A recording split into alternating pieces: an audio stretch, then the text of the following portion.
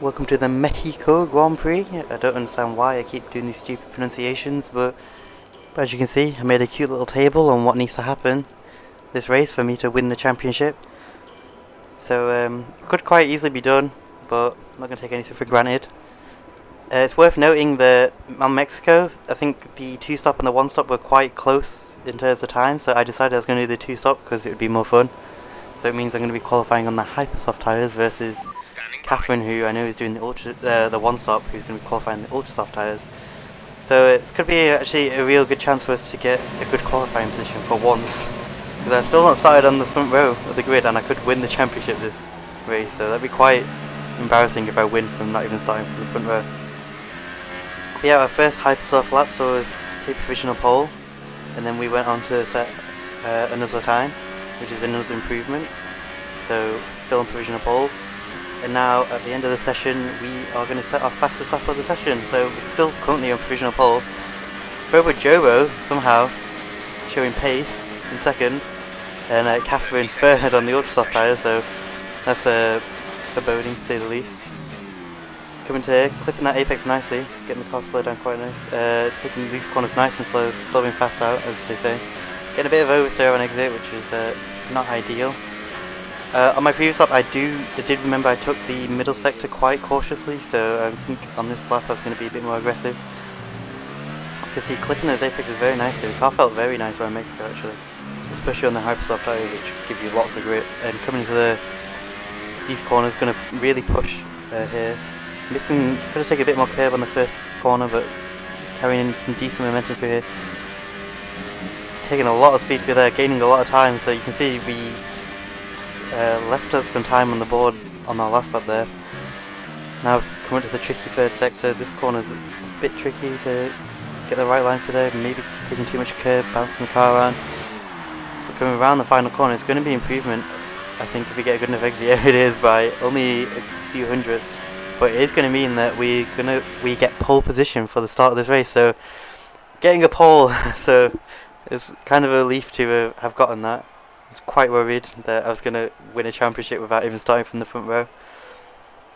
But yeah, got Joe off our mate in second, so that's quite helpful, and Catherine in third on the ultra soft tyres.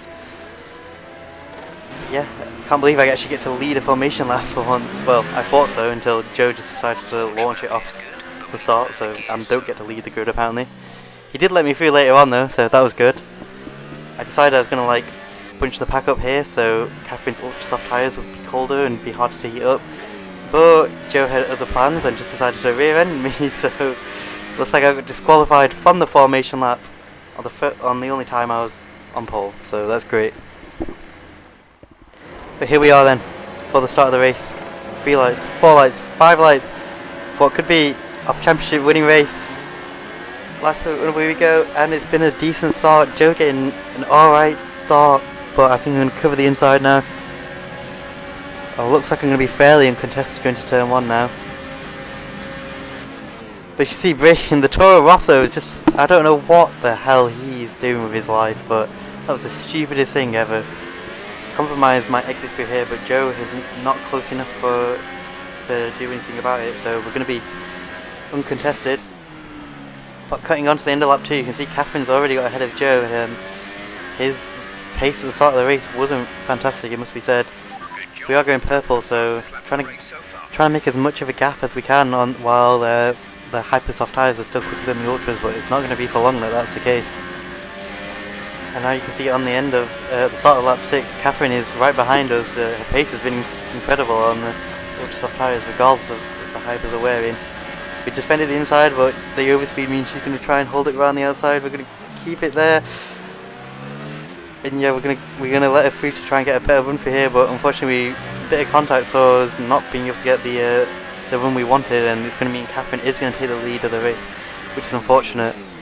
But coming into the final sector, the gap is just under a second, so we might be able to do it. And you can see here she's gone wide through this corner, so we're still going to be within DRS range, so we could still potentially make something happen here, despite being on war hyper soft tyres. See, trying to get a good exit. Quite a big gap, but the DRS is very strong around here. Putting it up into overtake, are we going to get close enough here? All the time gaining.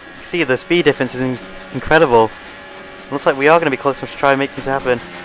But I decided not to go for anything, thinking that, you know, she's on ultra soft tyres, which at this point are probably going to be a lot quicker than my hyper, so maybe just stick with her and try and let her carry me as much as I can to maximise our pacer stint. So we're just going to try and follow her this lap. Try and let her drag us along with her. That way helping us secure at least a second place.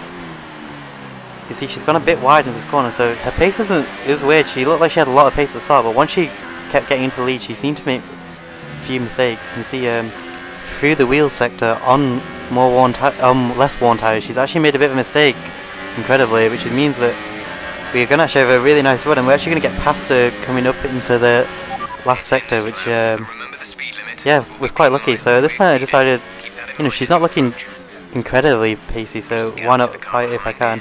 See, she went for a dive there, which I was wary of, but I think here I make a bit of a mistake. I think I was quite clearly close enough, whereas whether if I'd stuck with her I could have gotten past her coming up onto this lap. But instead I decided to pit for a set of super soft, I think, tyres. Because obviously we're doing the 2-stop versus her 1-stop, but I think if I should have really stayed out there, because it meant that I think we were pulling away from the cars behind, and it meant that, you know, I was taking more life away from her ultra soft tyres by being in front of her and battling. But we're still going to see if we can try and make some kind of undercut happen, but unfortunately you can see that the Haas driver and the Ferrari have gotten in front of us, and I can confirm that we got stuck behind these guys a lot. This is really the only overtaking spot in the track, so we got stuck quite a bit behind the Haas driver. And similarly the Ferrari, you can see we just right up on the back of him, but there's nowhere to really make a move. Going wide here, which is just infuriating because it's just costing us both time. And you can see visibly just how much slower I have to be behind the Ferrari driver. But clearly we're going to get him down the main straight now. And that's going to put us up into P6. Catherine is yet to pit still.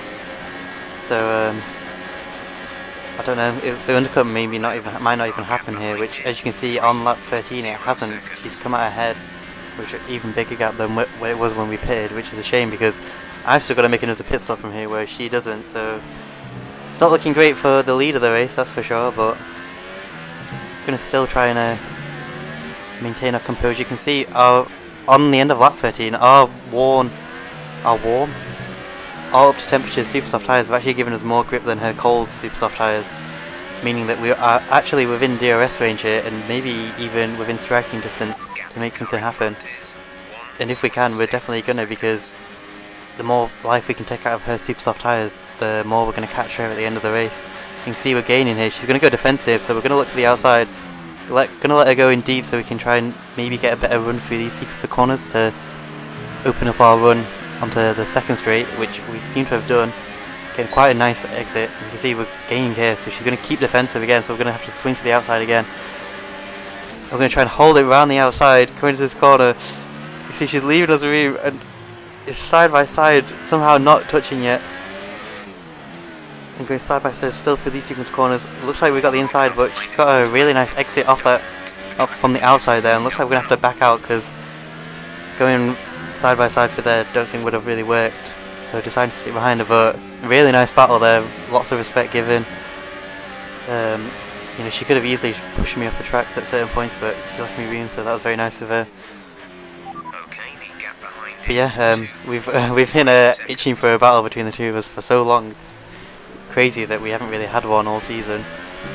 But coming up to the end of lap 14, we're still within range of Catherine. It looks like she's got a really nice exit off the last corner, so I'm not too sure if we're going to be close enough to make something happen. And yeah, we weren't, but coming on to lap 16, still within DRS range, so she hasn't broken away despite being on much fresher tyres than us. We've gone in very deep into that corner, but she seems to have made a mistake as well, so that's going to give us an opportunity. And once again, we're going to get a nice run, and she's going to once again defend the inside. This time I figured she'd be wary for me trying to stick it around the outside, so I've anticipated her going in deep. Trying to get a cutback here, and somehow kind of made it happen. She's going to leave us room down the inside, which we weren't fully alongside, but we are going to get the move properly done this time somehow. So getting back up into the lead with some amazing. I was loving this battling, so I couldn't care less about the championship at this point. Just the fact that I was having this good of a race. I've been itching for a good race for a long time. You can see she gains a lot with that. I think there might have been a bit of contact which caused me to go wide. She's looking down the inside into that corner, which she could have probably done, but thinking better of it, maybe waiting for the DRS. All over the back of me, so she definitely seems to have more pace than me at this point, but somehow making it sick. I'm kind of wishing I was on the one stop now, because this battle is amazing. You can see now coming onto the start of lap 17, she's well within the DRS. You can see she's much closer than we've been to her, but so we're not even going to bother going defensive, because their overspeed is crazy, and you can see coming to the biggest and she's way ahead of us already. Oh, I don't know what that was by me. Actually, don't even know what my thinking there was. Maybe trying to dive it down the inside, which is clearly a long way away. But coming to lap 18 now, DRS range again. The DRS is so powerful. You can see how much time it's gaining us. Thinking about maybe we're diving it down the inside. Actually, I completely forgot about this. Gonna go once again, go for a better run through this sequence of corners, but it's not really paid off too well. We are going to be close enough to be down the inside for this corner though. We're going to be side by side again, trying to leave each other enough room and going for a cutback again, but this time she's got on the power much earlier, so meaning that we can't really put it down the inside. In fact, that was a really stupid look there by me. Could have spun myself around, but thankfully didn't. Lap 19 now, once again within DRS range. This DRS is saving our lives, because you can see how big the gap is before. We're going to try and hold it round the outside, come into this corner, somehow making the move stick, but very wary of the fact that we're compromised for our run through here, so trying to like block it on the apex, but unfortunately it means that there has been contact between the two of us.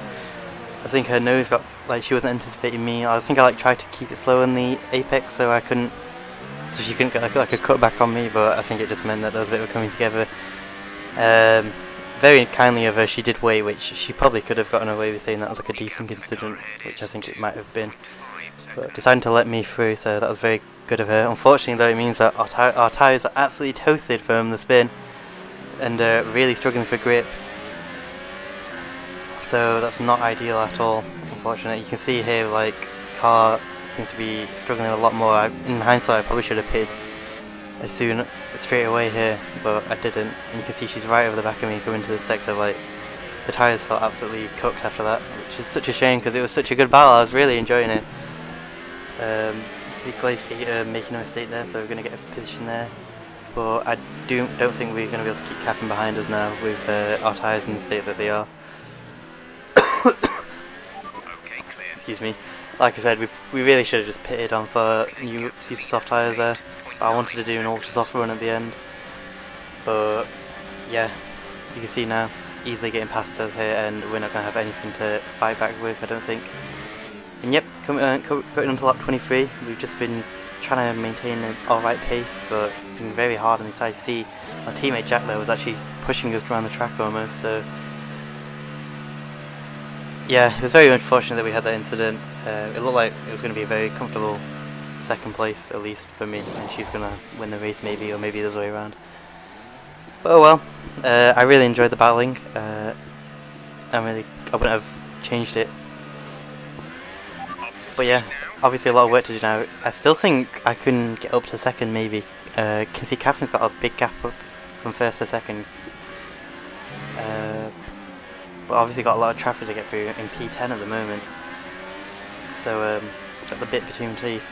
Very eager to make my way through the traffic. I think it's not at all. It was Greg in the Toro Rosso. He's on the 2-stop, but he pitted earlier than me.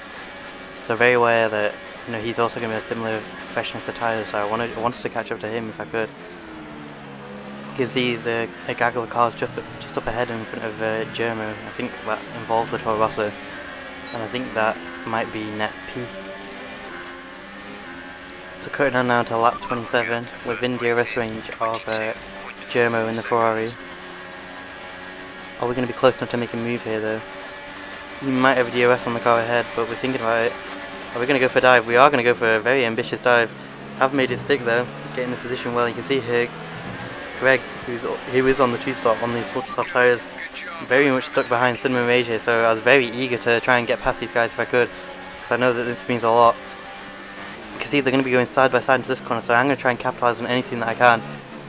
Going for a cleaner cutback here. You can see the Ferrari's a bit all over the place. I'm going to try and think about diving down the inside, but yeah, that was a very stupid move by me, like incredibly. I don't know why I thought anything was on there. I thought there was a little bit of gap, but if I was gonna, I should have maybe been later on the brakes. It was just a bit stupid, a bit clumsy, and it's just unfortunate it's resulted in me getting wing damage, which completely halted my progress. You can see here that Greg is completely gone in his Toro Rosso, so that's a shame. Can confirm as well that Cinema Rage took me to the stewards, and I did get a penalty, which is quite crazy considering I got damage and he pretty much lost no time in it. But oh well, it was a stupid move by me. You can see here, Jack, I believe, maybe went for like a really big undercut, and it means his tyres are dead. So yeah, completely all over the place. So shame for him. Lap 36. You can see Catherine has won the race, unsurprisingly. She had crazy pace. It almost felt like she was kind of sandbagging when she was fighting with me, but oh well. Yeah, so we're going to cross the line for 5th. Or maybe actually I think it's 4th because Bayfield's got a penalty, but due to us getting a penalty, so a shame too. I think it was 8th in the end became due to as a result of the penalty, which is a bit of a shame. But not too bad. I was just really happy that I had that really nice battle with Catherine, and looking at the points now, still maintaining a 42-point lead, meaning it's very likely that we could win this in Brazil. So fingers crossed we get the result that we need. But yeah, hope you enjoyed, and I will catch you on the flippity flip.